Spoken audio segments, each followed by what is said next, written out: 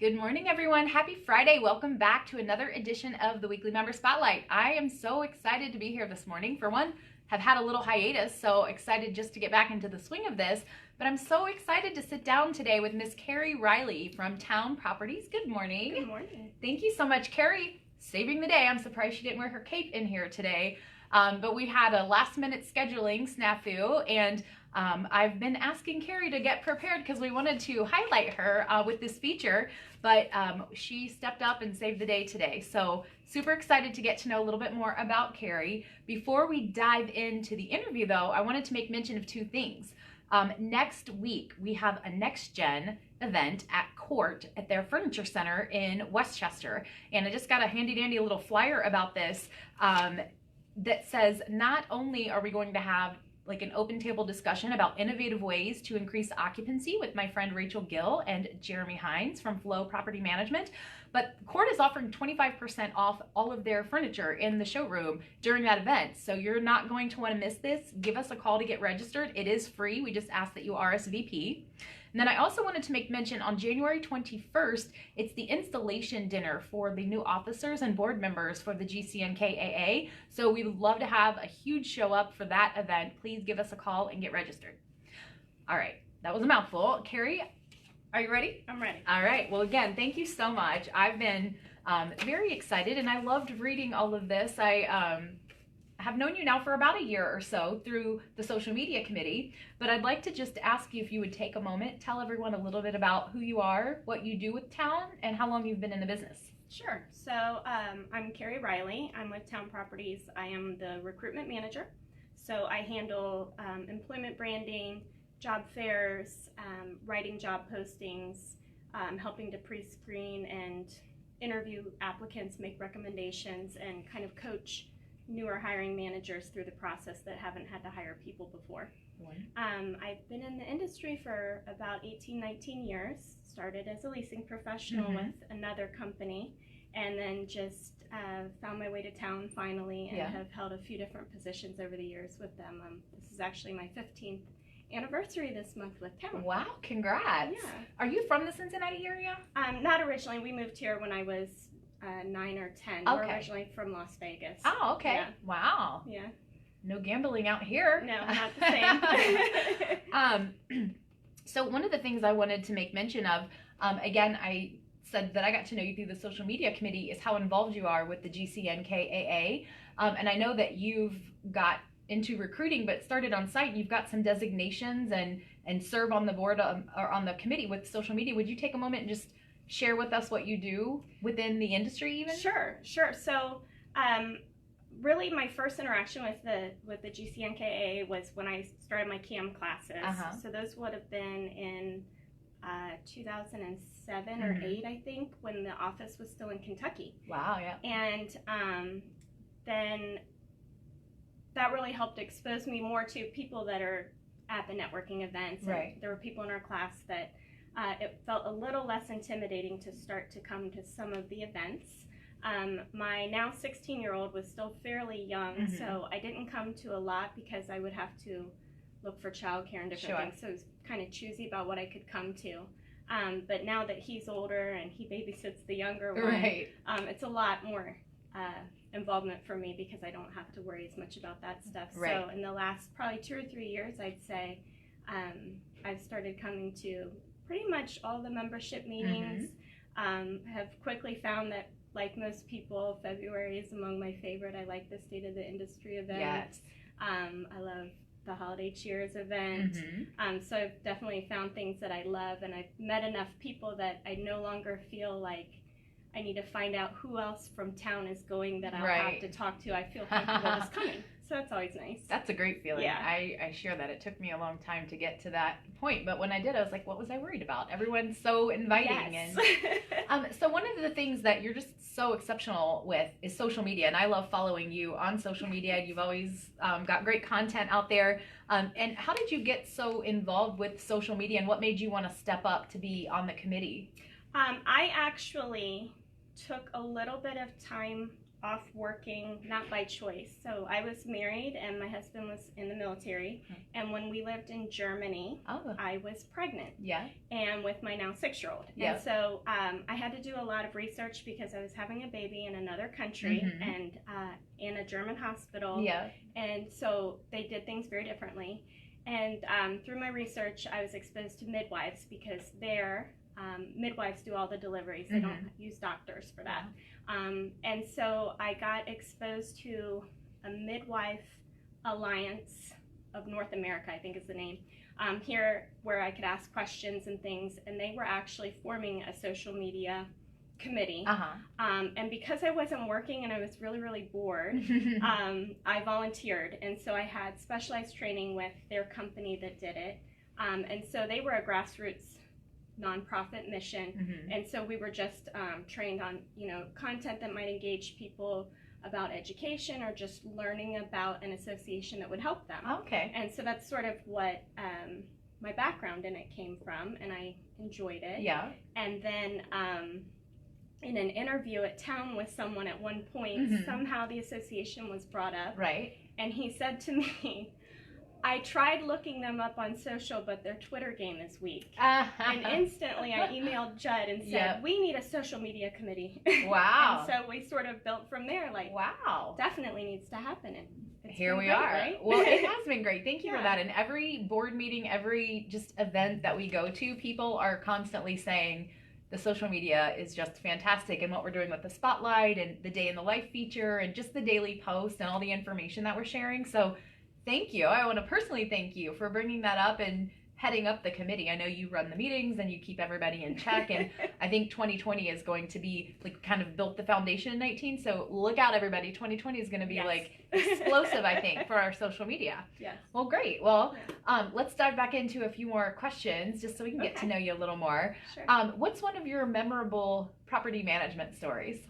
So you might have read this. I know that we all have the funny and the crazy, but not everybody really does have something heartwarming. So I'll share my very heartwarming, and if I tear up a little, I'm sorry. Chris, cue the tissues. While we were stationed in Fort Benning in Germany, I worked for a year as an interim manager for a mixed income property that was part of a long-standing, I think 20 years running housing project basically in Atlanta. So there was some federal money involved, and the state of Georgia funded these projects. And so we had a mixture of PHA, tax credit, and conventional. And they were mixed in, every building was mixed together. All the apartments were identical. And the apartment community prior to this, they had studies on rates for teenage pregnancy, high school graduation, things like that. And they were all, lower than they wanted or higher than they wanted. Right. So the idea with the company that was there that I was working with was to do communities where everybody is mixed together. There's a lot more interaction, and there's services on site. So the goal is always to have everything as a step up. So if you were on public housing, to try to get you the resources that you needed to improve your income in a way that you could get up maybe into the tax credit area. Right. Or if you were a tax credit income bracket, to get you into conventional. So the idea was to expose them to ways that they could get an education that they didn't know about, things like that. So we had a resident, it was a young girl, she was 18, and she had twin boys. Oh, wow. And one had a birth defect that he had to go to a lot of specialists, a ton of doctor's appointments, and she was truly on her own. She'd come up through the foster care system, so she didn't have parents, she didn't have siblings, it was just her and these little boys. And she couldn't hold down a good job because she had to take off so much. Sure. So she worked for a local mom and pop laundry service up the street, and they were really flexible with her, and so that's why she was able to hold a job with them 20 or 30 hours a week, still take care of her son as needed, get him to his appointments. But because it was a small local company, at one point they weren't doing as well, and they had to lay her off. Right. So they had her down to like 5 or 10 hours if they could. But that made her non-compliant because she was PHA, and so the way the program was, she had to be in school and or work for 25 hours a week, and so she didn't have enough. So she came in, and we had full-time resident services Mm-hmm. as part of the staff, and so she's a social worker. And so they come to me when they know they're not going to make their rent, Right. and then I set them up with the social worker. And she talked to her about, well, what about school? Mm-hmm. Since finding work is going to be so hard, but schools can have flexible schedules, have you thought about school? And she didn't think she'd be good at anything, and we suggested nursing because she's, very well-versed in a lot of things now because of her child. Right. So she wanted to try, and we found her a ton of scholarship money and grants where she ended up not paying for anything. Wow. And so she didn't have to work at all, and she went to school for her 30 hours a week. And she graduated. She ended up with her BSN RN. Mm-hmm. So her out-the-door first job offer, she passed PHA, passed tax credit. She was at the conventional income rate. Yeah. And anybody that's ever worked in some of our affordable housing programs are probably familiar that sometimes residents see another resident get a new car, which is what triggered it with her, and want to call the office and tell, because surely, how are they getting that car? Something's up. Right. And so we had to let her know. No, talk to her. She got a job as a nurse. And so they talked, and the second girl ended up enrolling in school. Wow. With the first girl's help. Yep. Helped her showed her where to find Wow. money to go. Yep. And she ended up, after I left, graduating from what I heard, and was still in the community. Wow. And that's the whole idea of the program. Yeah. To, expose them, and then they help each other and really get a community going. It was really neat. That is such a great my story. favorite And one. it is heartwarming. And I'll tell you, that is such the spirit of why I love what we do, is the individual help, the on-site people. My story was a very similar story with just helping one single person, because that's what I think this is all about. It Like, is. I know we run apartments, so we take care of people, but I believe everyone connects with at least one person in your career with something on that level, and it just never ever leaves you, and you always go back to that as your North Star. Like, why do I do what I do? Why do I love this industry? But that's a great story. Thank you for sharing that. Yeah. That was one of my favorites that we've learned of so far through this initiative. Well, I'd love to shift gears if we can, Sure. and just learn a little bit more about you on a personal level. Okay. Okay, tell us about your family. I have two boys. Yep. So Caleb is 16 Okay. and Giant. So if you ever see me out with him, people Right. think he might be my husband because he's 6'3" and he has Enormous. huge feet, and he's just like a giant Aw. man. Yeah. But he's my baby. Yeah. And then I have a 6-year-old named Finn, Aw. and they could not be more opposite. Really? Do they get along? Oh yeah. Yeah. Yeah. So Caleb is the best big brother. Aw, Really and truly. That's awesome. Yeah. Is Caleb driving already? He refuses to drive, and Yeah. I don't know anybody else with teenagers out there, but Yeah. this is apparently not uncommon, so I'm not as upset anymore. Yeah. But kids now, they can Uber and walk. They don't care about driving. And it's kind of a lot of responsibility, and you can't be looking at your phone when you're driving. So Yeah. if someone can be your chauffeur, why not? Exactly. That's Yeah. awesome. Yeah. I have a niece who, she's 20 something now, but she didn't get her license until she was 18 or 19. She was just a little scared, and she didn't need to. So Yeah. I've heard that's more common. Yeah. Well, Well, it's fun. nice that they're self-aware enough Yeah. to know they're not ready. Yeah. What do your Yeah. boys do? Are they into any certain activities? Oh, Sports? Caleb just got a new bass guitar for Oh, wow. Christmas, so Fun. he is pretty musically inclined. Uh-huh. So he's working on some new songs. Mm-hmm. Finn, he's 6, so Yeah. it depends on the month. you know, Right. 'cause he wants to do gymnastics, and then he wants Fun. to do karate, and Yeah. then he thinks he wants to play basketball. It's every month. He's is got to different. find his He hasn't found it yet. stride. Yeah. My son is in gymnastics Oh, yeah? I think he's in his second year, and he loves it. Oh Yeah. wow. Okay. So, okay. and no matter what you decide, I think, to do, having the gymnastics for your core strength and flexibility and Yeah. just getting energy out even at 6 years old was very important. So yeah, his that's reason good. for the gymnastics was actually to help him with his ninja skills. Oh, because love it. Ninjas can flip. They so, can. Yeah, And it they move wasn't even what I quickly. thought it would be. That's hilarious. Well, what do you like to do in your spare time? I am an avid yogi, so I started my practice when I was younger, so a little over 30 years ago. Wow. Because my mother and my grandmother were big, Uh-huh. and so we started young. Yeah. And then I certified to teach professionally about 10 years ago. Wow. And so I work full time, and I've got kids, so I don't teach full time. I Right. did for a little while. Yeah.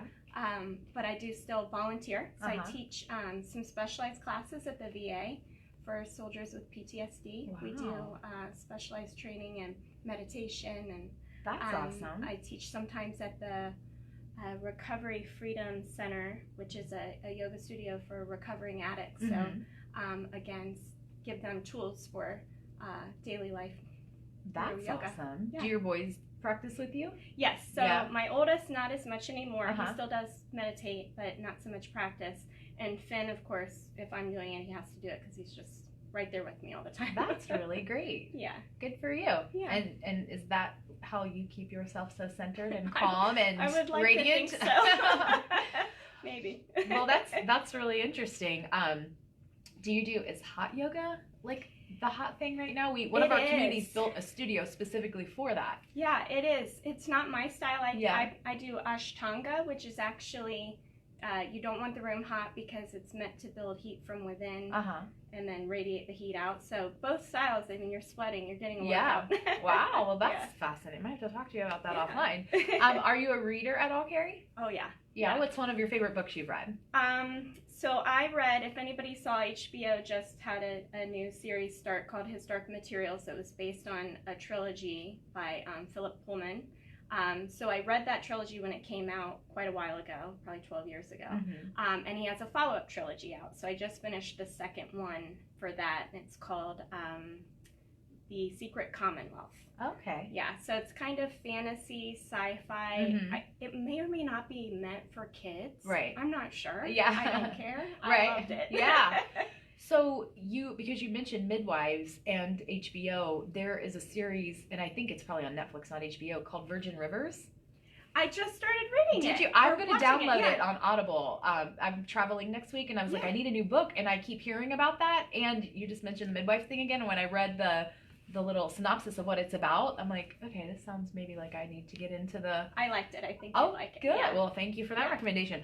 I have written down the names of so many books because of people like, sharing it in this initiative. And I'm like, I love it. It's one of my favorite questions because I'm always looking for a good book to listen to or to read. Do you download and listen or actually read? Yes. So I'm in the car a lot, so I listen, but I also like to read to fall asleep. So and something about, I tried the whole Kindle thing. Yeah. I like a book. I like how it smells and how it feels to hold it. Yeah. So, I don't like reading electronically either. I like listening or having a book. Yeah. So, and there's something I just think, I guess romantic might be a little extreme of a word, but about having the book and then having a bookshelf for me and holding books, I love it too.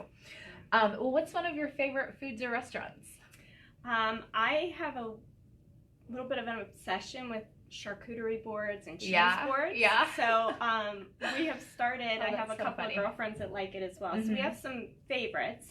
Marty's in College Hill. The Hamilton and Northside, they both have great boards, but we've kind of made it a little side project to find new places. Yeah. And there's one in OTR called The Rind. It's right by Findlay Market. And they do all cheeses. And you can do a Cincinnati flight, a Stinky flight. Yeah, all sorts that's of awesome. Things, and I highly recommend it to anybody who hasn't gone. So I just bought my first cheese board because I felt a little uncultured. And I have a friend, we've been trying to experiment. I'm not good at it, and I wouldn't eat most kinds of cheeses, but do you have a cheese you would recommend that's mild enough for a... Yes. So if you're a beginner, brie is always probably the easiest because it's super neutral, I guess you could say. You can make it savory, you can go sweet, so you could do a lot with it, so that's always easy. And then we recently discovered a sweet one that's good.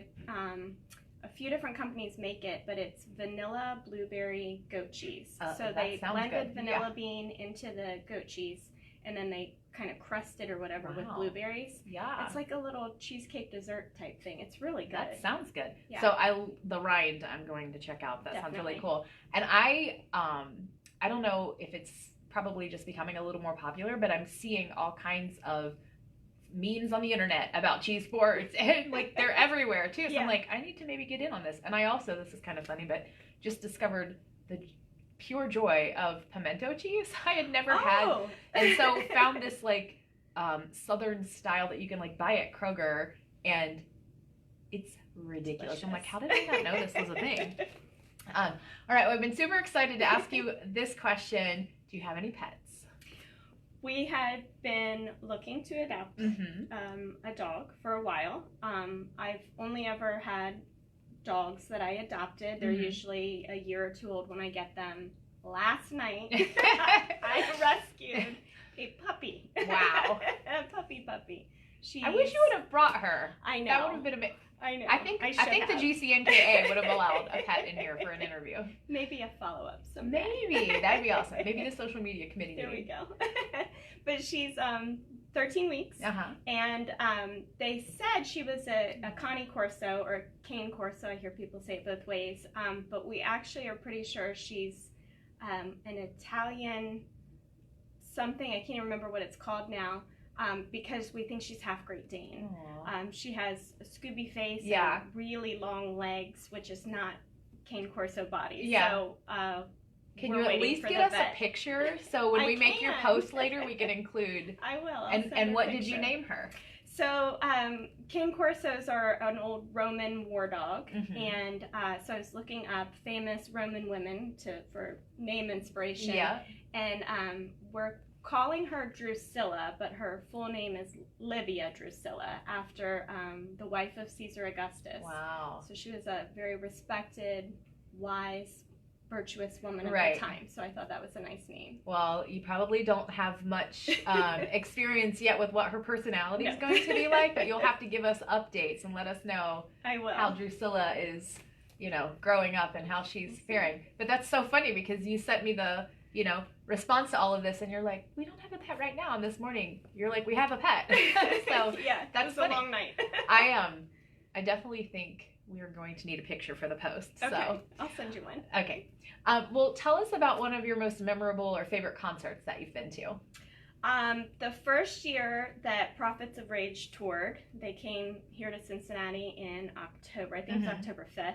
And I was having a very, very trying week. A lot of personal things were going on. And I just remember, because that's the kind of music and concert where you really yell and scream. It was like the most cathartic night of my life because it was socially acceptable to really let it out. And I enjoy the music too. Right. So it was really fun. It was unexpected because they had just formed. Right.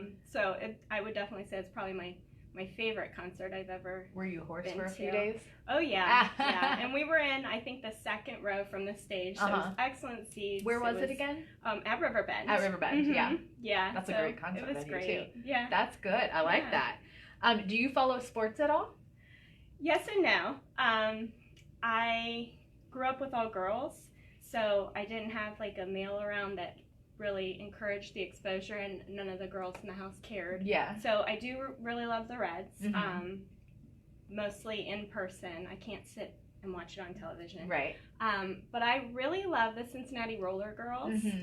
So I've been watching them for years. Yep.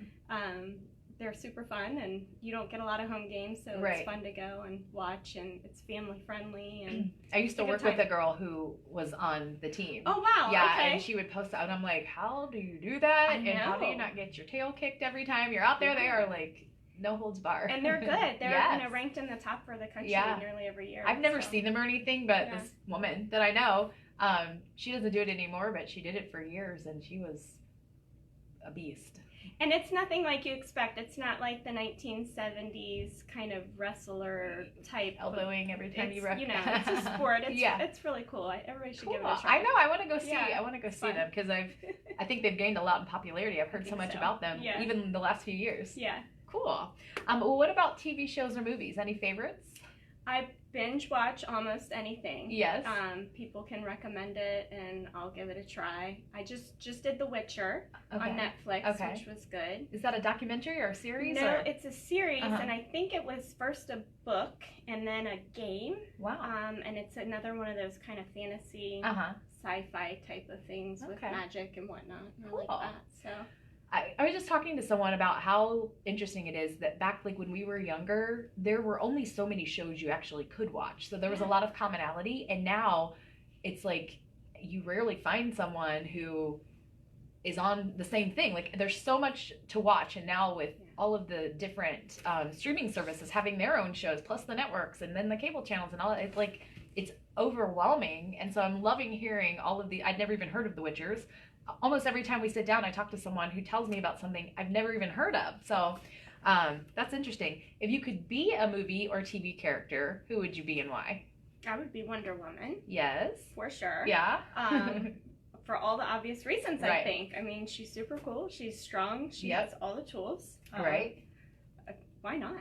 Okay, so Gal Gadot Wonder Woman or Linda? Yeah, Okay, yeah. all right. Well, and that honestly, I think it's probably the same for other people. The thing you saw first is the one that you feel is like the right version. Yeah. So that, you know, I never really saw the older one. Yeah. I only saw the newer revamped one. So to me, that's Right, what that's I Wonder Woman. envision it. Yeah. I like that very much.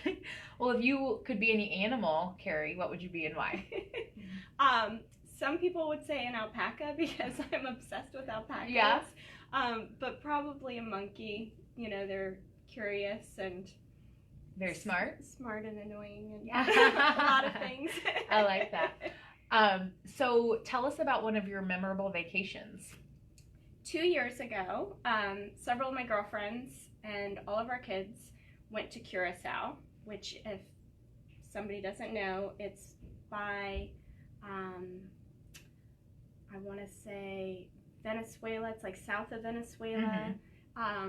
But we rented a villa, and it was right on the water, and it had a private pool, and we rented cars. Wow. And it's a Dutch island, and we had to figure out how to drive, and we didn't know where we were going, and they don't use street names and street signs, and we would just know because we recognized that bench.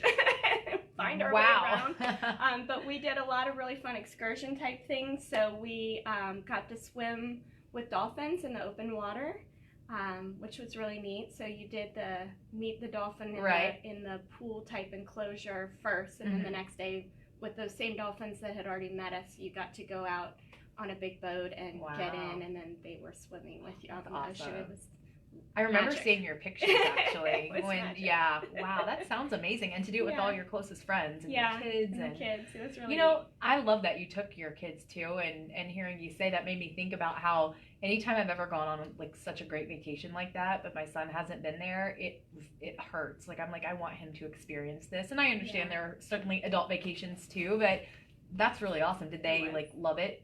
Yeah, so they still talk about it. I bet. And, you know, Finn, my youngest, was only 4-ish at the time. Yeah. And he still talks about Curacao this, Curacao that. Oh, that's really cool. Did they speak English at all? Yes. Yeah. Yeah, for the most part, everybody spoke English. And, you know, food was good and everything was great. Well, fun. Yeah. All right, well, just a couple more questions and we'll let you get to your weekend. Tell us a fun, interesting fact about you that we wouldn't otherwise know. So I have you know, the icebreaker question of, you know, what is something you've done that nobody else in the room is going to say, I did that too. Yeah. And mine's always been the same thing, although I'm about to find out. So I got to sing the national anthem at a Reds game. So cool. When I was in, I think, 5th grade. It was, I think, 1990. And it was through a program with the YMCA where I was a camper, and we did auditions, and I got selected. And then I got to stay to watch the game from the dugout, but because I was little, someone had to be in charge of me. So Eric Davis and Paul O'Neill had to babysit me in the dugout for the game. That's so cool. Yeah, but you have something cool also, right? Well, yeah, I got to sing the national anthem at a game thanks to the GCNKAA back in 2005, but I didn't get to go to the dugout. I certainly didn't get to meet any players, and I do not have that fabulous memory. No one was in charge of me.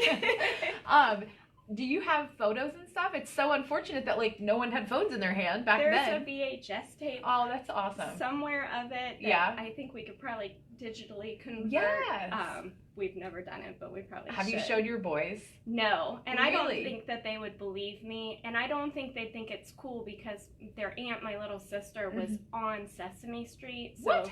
That was cooler. So I'm not. Okay, my this thing's isn't not cool. an interview about your sister, but how did she get to be on Sesame Street? We were when we lived in Las Vegas.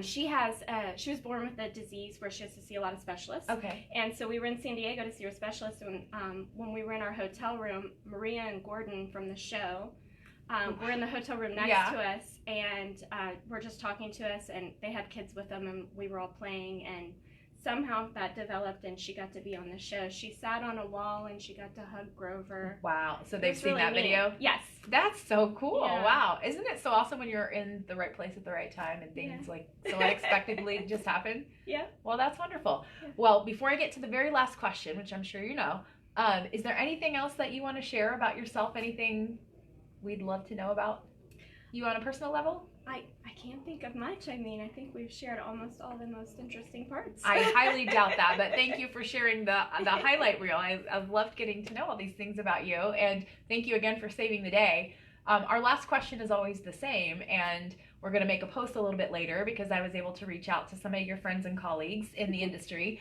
But what do you think people would say about who you are as a professional? I think regardless of what my position was when they've worked with me or know me or knew me, they'll probably say that I'm a connector. You know, I like to see who knows this, who could help you with that. Oh, they're good at this. Who can I connect? Yeah. And that I listen, you know, which is how I know all the things about all the people so I can connect them later. Wonderful. So kind of the matchmaker personality, Yeah. but not romantically. Probably safe bet. Yeah. Well, that's really cool. Well, I got some really great feedback from some people that we all know who are very prominent in the industry. So I look forward to making your post this afternoon and sharing the pictures. Don't forget to get me a picture of Drusilla. I will. Thank you again. Thank you everyone for watching. It's great to be back. We're looking forward to such a productive year. 2020 is going to be another, I think, record-breaking year for the GCNKAA. Thank you all for your support, and we'll see you back here next week for another edition of the Weekly Member Spotlight. Thank you.